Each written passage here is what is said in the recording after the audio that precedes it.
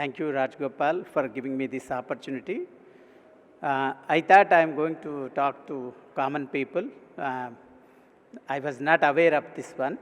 So, had I known, I would have prepared some motivational slides to even students also. But anyhow, I will touch upon. If you see the global burden of the cardiovascular illness, this is the most common cause of sudden death. If you see any death rate, if you see the maximum number of patients die because of the cardiovascular illness. It contributes to 17.3 million deaths per year globally. And if you see, almost 35%, more than 35% of the mortality rate is contributed by cardiovascular illness. As per the 2000 statistics, if you see the major non-communicable risk factors contributing to the death, hypertension scores above all risk factors. If you see the smoking, like tobacco, diabetes, and these are the major contributors of mortality. So anybody who is taking care of the hypertension, anybody who is taking care of diabetes, obesity, hyperlipidemia, almost contributing, almost saving maximum number of lives. So all doctors, all common people should be aware of these issues. That is very important. Do you know how many years it contributed? If you see in the last 20, 30 decades, the lifespan prolonged more than 10 years. But if you see the statistics, cardiology contributed to almost 7 years in that 10 years lifespan. 50% is due to a good exercise, balanced diet, and abstinence from smoking. So 50% because of the lifestyle. So if you change your lifestyle, you can prolong the life span by 5 years. And wonderful drugs have entered into the market, and antiplatelets, beta blockers, AC inhibitors, statins prolong the lifespan for another 5 years. Interventions like angioplasty and CABG contributed to 10%. Do you know how much oncology contributed? Only 2.4 months as per the statistics, the lifespan prolongation. So the burden is very, very high. If you see the black bar chart, if you see in 2020, see compared to communicable diseases and other non-communicable diseases, injuries, the cardiovascular illness scores above all in contributing the mortality rate. So as you all aware, annual GDP is growing and literacy is rising. India poverty is gradually declining. So these are the important features one should understand. Similarly, globalization is taking place. That is contributing to more and more innovation, communication, and transportation. We are also influenced by the West, and more people are habituated to indulging in a more calorie diet, sedentary lifestyle, using more four-wheelers. And this is a changing pattern of the consumption of the food. So always we should change your consumption of the foods, and you should cultivate the good lifestyle modification. So here what is happening? So more and more urbanization, so decreased physical activity and more calorie consumption and high diet and increased stress because of the urban lifestyles. All these are contributing to increased cardiovascular illness. So as you all aware, heart attack is due to the occlusion of any one of the major coronary artery. If the major blood vessel is closed, naturally that area is under threat, that lead to myocardial necrosis. If major epicardial artery is proximally occluded, large area of myocardium is damaged, that time patient can die. Suppose if he is not dying, even if he is surviving, there is a chance of developing a LV dysfunction, future congestive cardiac failure. Patient may develop arrhythmias, and sudden events can take place. You should be aware of all the symptoms. Unusual symptoms you should be familiar. Patient may have sometimes only shoulder pain, sometimes may have epigastric discomfort like acidity, sometimes only bilateral wrist pain. These are unusual presentations, so you should be familiar with this one. Particularly posterior MIs, they may have like a recurrent belchings, they may have a vomiting sensation, they may not have any chest pain. Elderly people, they may present with only confusion, they may not have any chest pain or difficulty in breathing. So these are the unusual presentation. So indirectly, larger the area, higher the risk. So whenever it occludes, you have to determine, take the ECG, because medical graduates are there. So more number of ECG leads elevation is there. If higher the ST elevation, the risk is more. Only 1 or 2 leads are there. Always take vitals. Vitals play a big role. Any alteration in the vitals, like blood pressure is falling, low pressures, if the rate tachycardia is there, extreme rate bradycardia is there, patient, because of the lack of perfusion of the organs and skin, so they may have a cold and clammy extremities. So altered vitals, extreme rate like a too high or too low, low blood pressure and very cold and clammy extremities, suggestive of tachypnea, is suggestive of pulmonary edema. So when these features are there, suppose if the patient vitals are fine, pain mild and ST elevation limited to only few leads, you can say very clearly this patient will come under mild to moderate risk compared to the person who is having a very low pressure and altered vitals comes under very high risk. As you all aware, atherosclerosis, the lipid deposition, the plaque formation in the coronary artery, gradually it becomes fibrotic. As the time passes, it will be converted into calcification, calcific plaque. So always try to prevent the atheroma progression. How to prevent the atheroma progression? Only good diet, good exercise and risk factor control. So if you see the coronary artery disease history, 25 to 28% of CAD patients, they die suddenly. Before reaching a hospital only, they may die. 50% of the deaths will take place within the first hour. And among the survivors, those who survived, annual mortality rate is about 10%. That means significant, 5% thereafter. Why it is very important in India is South Asian countries are more prone compared to European and Americans and Japanese. So we are almost 6 to 7 times more risk compared to the Japanese and Chinese. And most of the time, our Indian patients are going to suffer from more and more vessels, more LV dysfunction. They come in late and the disease manifests 1 decade early. That is important. And it also affects, atheroma is only one disease. But if it affects the peripheral blood vessels, patient may have a gangrene, claudication, and if it is a carotid, patient may lead to CVA, or if the renal artery, patient may have a renal artery stenosis leading to renovascular hypertension or chronic renal parenchymal disease.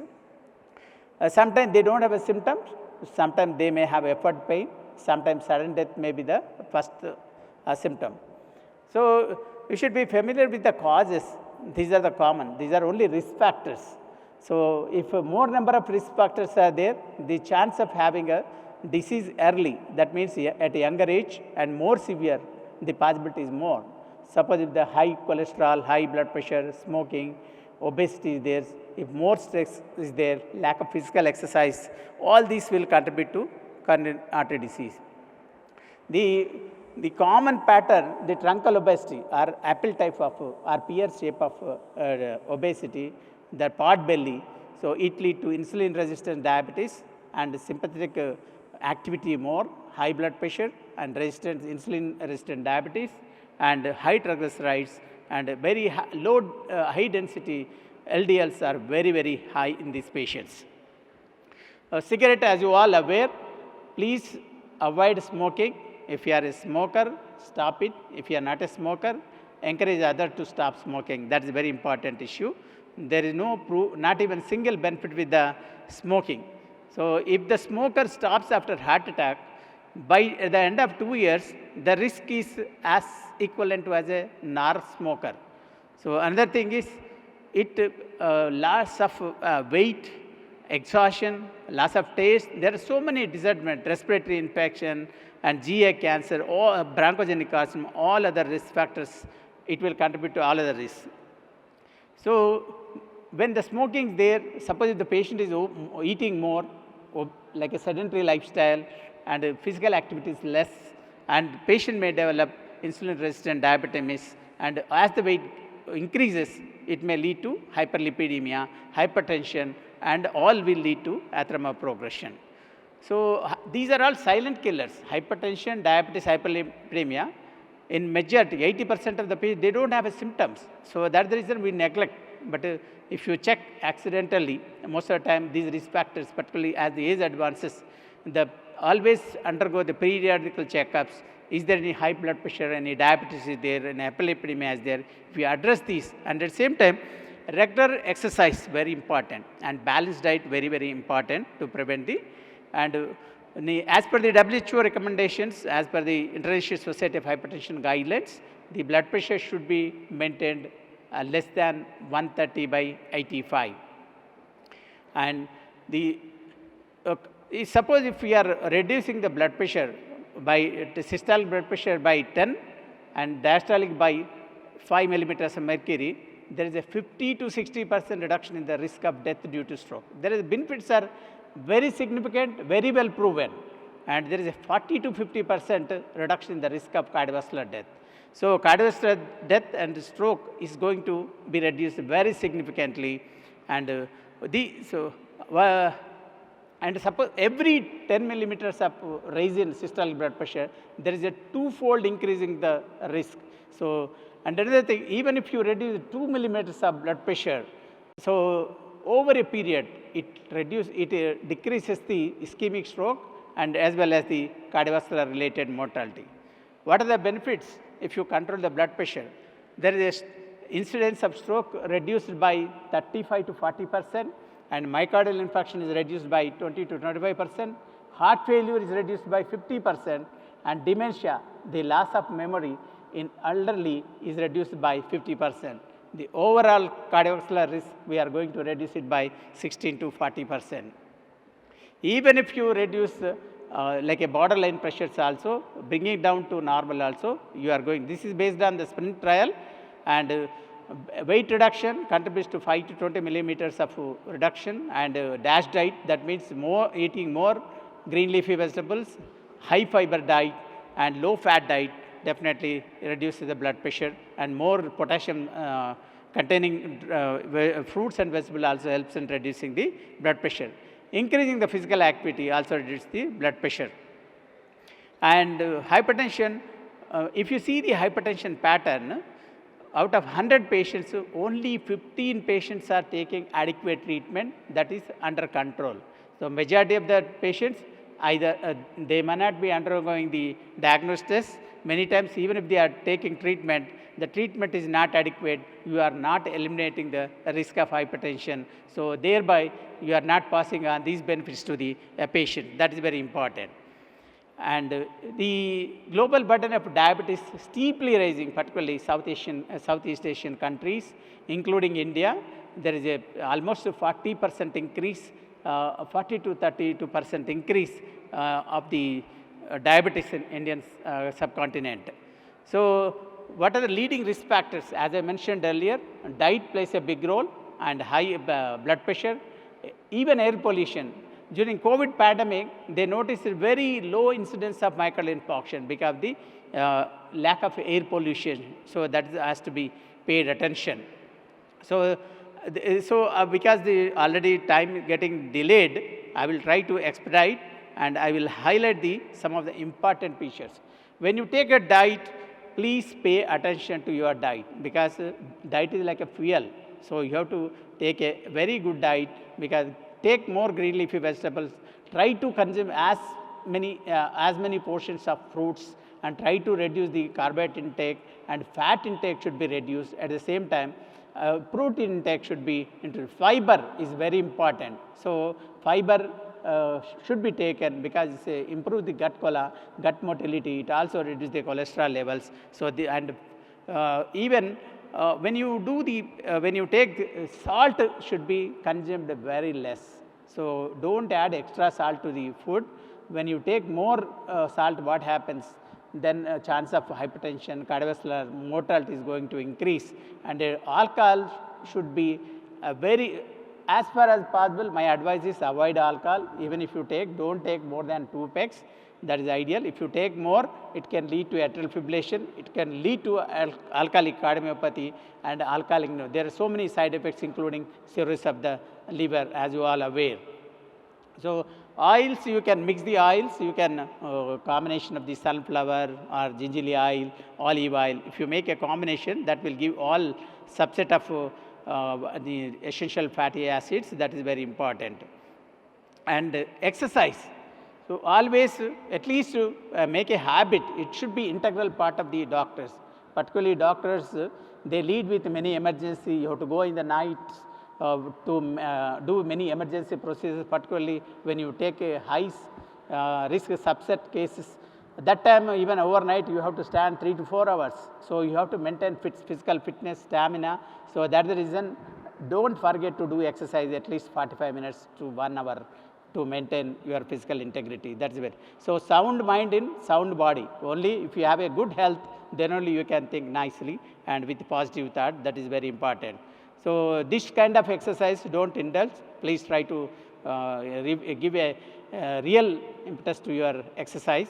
And suppose if you are, you may think that you are too busy. Suppose if you are going by bus or you are going by flight or train, whenever you are waiting, that time at least to try to make, during working hours, whenever you are free, try to walk for at least half an hour to 45 minutes. Suppose if you are able to park slightly away from your working place, keep a little away and try to walk so that you make it an integral habit. And diabetes also preventable by good exercise, good diet. So diet is must, good diet, balanced diet. It is not a dustbin, your body. Don't dump everything into the body. Please careful about the diet, because if you take anything excess, because nature will not forgive, it will become poisonous. So that is very important. And you see the obese teens are the incidence is steeply increasing, but we have to pay attention, particularly diet and exercise. These are very important. So if you maintain slimness, your overall look will be better, your fatigue will not be there, and definitely your performance will be better. All these things are advantages. So no need to think that I have to go to gym and do the like a dumbbell or weights, pushes. All these things are not it. Even if you make an attempt to make at least 30 minutes of walking or swimming or jogging, whatever it's possible, try to cultivate that habit. And smoking, please avoid. Please discourage everyone from smoking. That is very, very important. All side effects are there. And another thing, this is very, very important. The cholesterol, you have a ugly cholesterol, bad cholesterol, good cholesterol, deadly cholesterol. We say HDL cholesterol is a good cholesterol. Female should have a more than 50. Male should have a 40. If 1 milligram of HDL is increased, there is a 2% risk reduction. This is statistically proven. Suppose if the patient is having a 35, if it is going up to 40, you are reducing the risk by 10%. Similarly, LDL for every 10 milligrams raise, there is a 5% risk reduction. So try to maintain, if the diabetics less than 70 LDL, if non-diabetic maintain 100 below, and triglycerides should be maintained 200. If you maintain these values, definitely the cardiovascular illness becomes less. And this is a statistic, 10% reduction of blood cholesterol produces 20 to 30% decline in cardiovascular death. Initially, try to do the lifestyle modification, that is exercise and diet. Still, if it is not controlled in 2-3 months, try to opt for statin therapy. Most of the time, you can reduce the cholesterol levels. So these are the values you have to maintain. Blood pressure, try to maintain 120/80. At least it should not be more than 130, and its diastolic should not be more than 85. And the diastolic pressure should not be below 70 also. That is very important as per the recent guidelines. So blood sugar, fasting should be below, at least 110 below, less than 140. And if you maintain the blood sugars low, the risk of diabetes are very, very low. Sometimes we see many patients, they'll be asking, sir, I have a very strong family history. So they are worried. Instead of worrying, you think that God has given a way to live, that they have to lead a disciplined life, eat healthy, eat regularly, walk regularly, watch your weight, and quit smoking, keep your weight under control, in addition, improve your heart. These are very, very important features. But these are the important factors they have to consider in implementing their day-to-day activities. Personality. Don't be over aggressive, over competitive. These belong to type A personality. As you all aware, type A personality is with increased cardiovascular death. So always avoid stress. Stress is definitely, it's like a matchstick. If you increase the stress, it burns the body. So don't try to avoid stress. Even in exams also, relax, read, put the best efforts. You write the exam, but don't burn unnecessary, don't create stress. By creating stress, you are not doing anything. And overall, you are decreasing your performance. Thereby, the chance of failure are more. So stress should be avoided. As these studies have shown very clearly, if the stress is more, the cardiovascular death is very high. So be friendly, and at the same time, be cordial with everyone. Thereby, you can read. If you have a healthy atmosphere in working place or you are in friendship, naturally the stress will be less, so that you can reduce the cardiovascular incidence.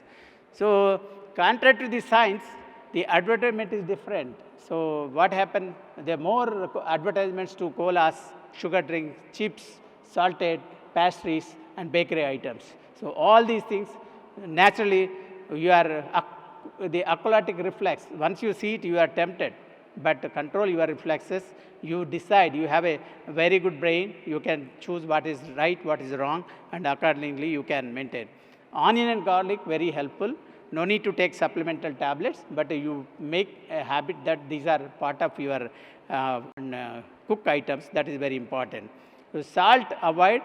Just by salt reduction and tobacco reduction, there was a reduction of 13.8 million deaths. You can avoid it. So this is an important factor. So finally, 2 slides are there. And by lifestyle, that is big 5. Not smoking, you are reducing the 28%. Exercise 30 minutes a day, you are going to reduce it by 17%. It also reduces the blood pressure. It also reduces the cardiovascular disease. And maintain ideal weight. Maintaining ideal weight only just by cutting the diet. Don't control your weight. Diet plus exercise. That gives you stamina. Overall, your fatigue will not be there, and overall performance is there. When you do exercise, body will have endorphins. When endorphins are released, overall well-being will be better. Your positive thinking, positive attitude will be better. That's how you can, you will be very successful in life. And ideal diet, that is very important. And alcohol, don't consume more, and try to avoid the alcohol. That is also very important. So mainly, finally I conclude by saying that maintain good diet, maintain good exercise, control the risk factors, mainly hypertension frequently check, keep it under control, diabetes frequently check, under control. HbA1c, if 1 point is increased, 14% increase in the risk. Suppose if the patient is having 8 HbA1c, at least check HbA1c. If you bring it down to 1%, then you are reducing the 14% risk. You are adding a lot of value to his life. That makes a difference. So thank you one and all. The prevention is better than cure. Thank you once again.